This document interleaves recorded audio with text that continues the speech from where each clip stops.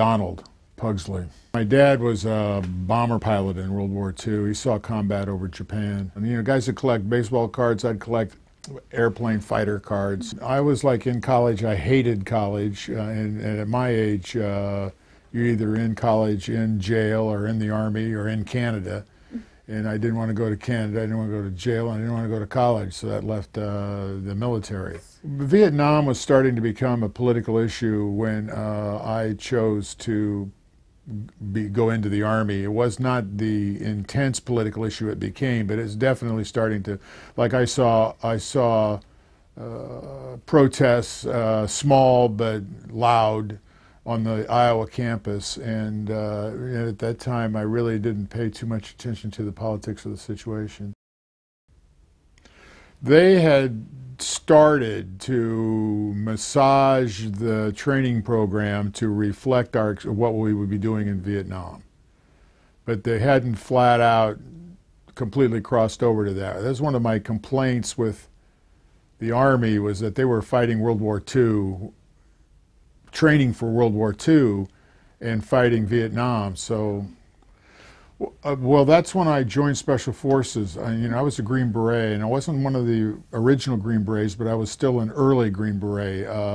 Kennedy had, about 3 years earlier, perhaps 4, had awarded the Green Beret to the Special Forces unit as an esprit de corps thing, but also made it part of the uniform, so we could wear a Green Beret without some straight leg MP giving us a hard time.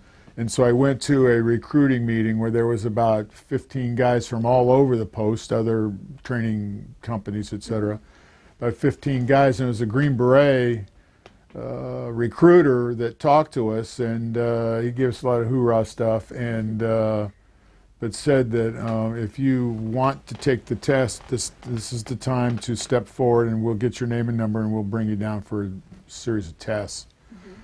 And so this was about the second week of my AIT, and what the heck, you know, I said, sure, I'll do it. And the next thing I knew, I was taking a test in a room with about 30 other guys. We had a different, instead of companies and battalions, we had companies but with teams. And so we were, the idea was there'd be 2 medics, 2 engineers, that's demolition, 2 weapons guys, a intel guy. And the idea is that we would be a force multiplier. We could go in to a country that is like, let's say, I don't know current words, but we go into a country that needed help to overthrow their government, and we would show them how to do it, and create like a battalion of indigenous personnel to engage their enemy, with us being their mentors, if you will, training and mentors. I went to Nha Trang and reported into the head medic that was there. It was Project Delta. And it was the, and it was a branch of MACV-SOG, Military Assistance Command Special Operations Group. And these were special units of Green Berets that were doing a lot of recon and direct action, which means we would go out in the field, we'd find a target, we'd fix it, and we'd call in ordnance on it. And it was basically a active duty, a reconnaissance unit. Yeah. It was a Christmas ceasefire, and they were going to decided to run an op against a target just across the border into Cambodia that was considered to be a soft target, which was a training element. In other words, everybody that was in there was like green and rookie, not some of the, because they were, the North Vietnamese Army was badass. They were tough, and even though this was an NVA base camp, it's still a training facility, and that was the idea behind it. And it was because it was the Christmas ceasefire, no Americans were going to participate in it, except for one captain, a Special Forces captain, a Special Forces weapons sergeant, and a Special Forces medic. And the medic's job was to cover medical coverage for the captain and the sergeant. And that was it and only it, and that's all you're going to do. and I was selected to do that. But there's a lot of ARVN Rangers, Army Republic of South Vietnam Rangers, and they were the command element, they were the combat element of this unit. They were lined up on the runway in order of flight, 15 brand new Hueys right out of the crates. And Vietnamese pilots, co-pilots, crew chief, Vietnamese troops, Vietnamese airborne Rangers is what they were.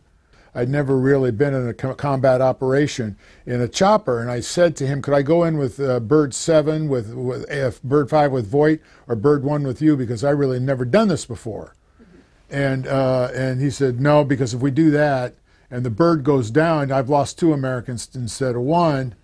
And I thought, well, that's not going to happen, you know. I mean, I was like really green. And when we got on target, we started doing a big wagon wheel at about 1,500 feet outside of small arms fire. And the number 1, chopper 1, would go into a hole where they would discharge troops and then come back up to the circle formation that was flying this big circle at 1,000 feet or out of small arms fire range. And I came down on 8, I was about 8, chopper 8. It came down and it was like loaded with these sullen, non-communicative Vietnamese Rangers, and a pilot that didn't seem to unsure. He seemed unsure of himself. And what I tried to do was get off that bird. I wanted to get off that bird, even because we were hovering, but we weren't going anywhere. And I'd seen the lead chopper, the chopper ahead of us, go up, and this pilot was doing this and doing that. You know, it seemed to me like he was very unskilled. One of the hardest things to do was hold a ground effects hover, and he couldn't hold it, and he was everywhere. And I thought, well, he was trying to land anyway. I found myself hanging, you know, starting to fall off of the skid, and fell far enough that I remember looking down, thinking, "You're going to bust your ass." Like, I was able to get all of that words out in my brain before I hit and blacked out. And when I came to, my right femur was shattered and laid across my left figure 4, but not at the knee, but it was like at the proximal third of my right femur had been shattered in 2, and it was like this. And I looked around, and the bird that I'd been on was upside down over by a tree. I guess, according to eyewitnesses on the ground, he had flown into a tree.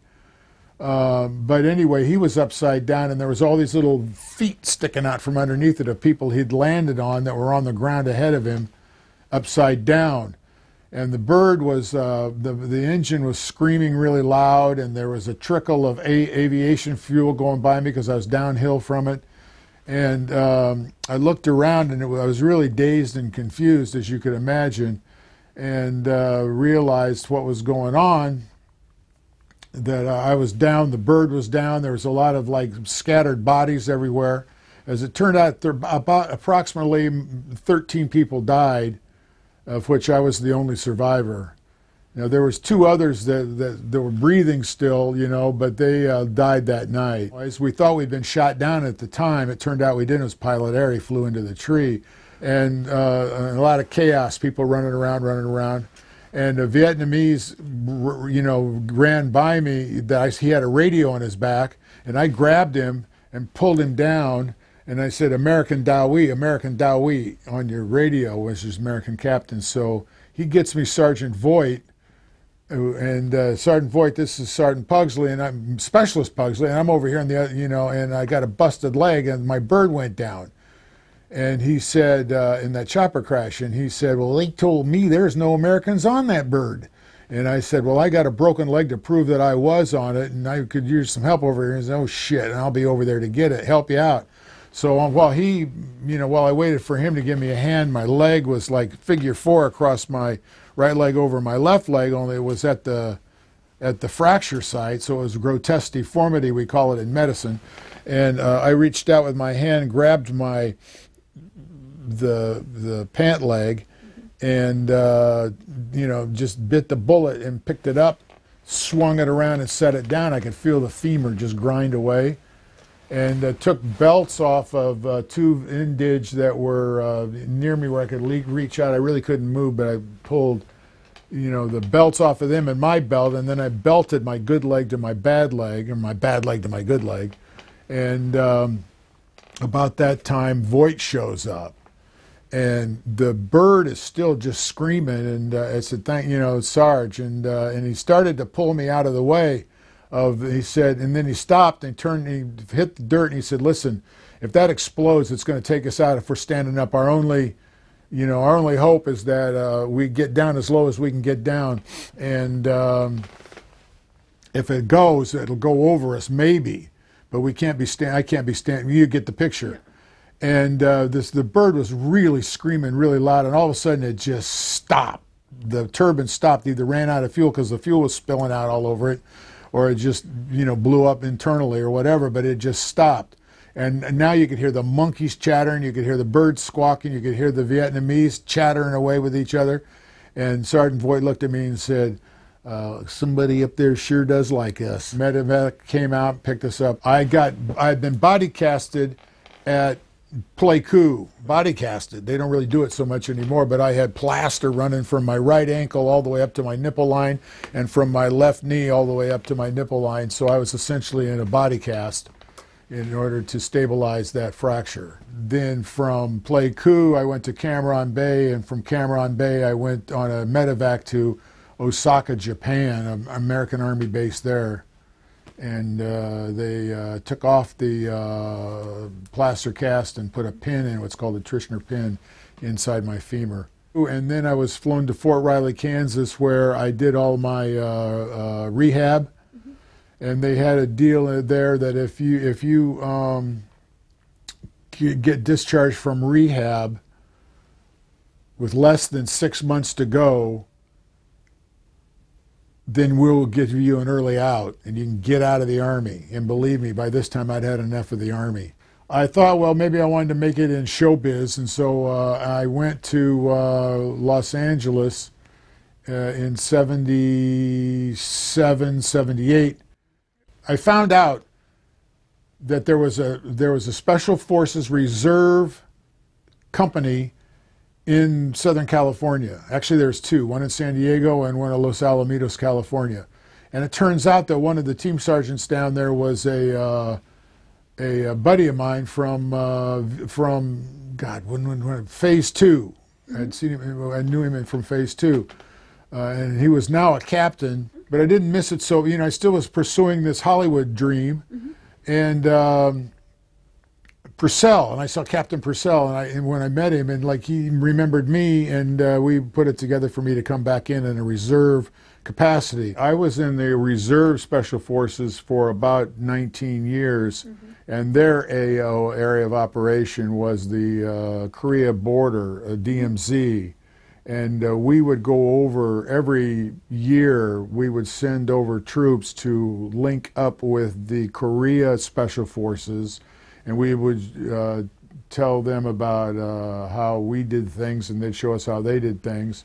We'd learn how to fire their weapons, they'd learn how to fire our weapons. We'd go take a look at the DMZ, etc. I want to say 22.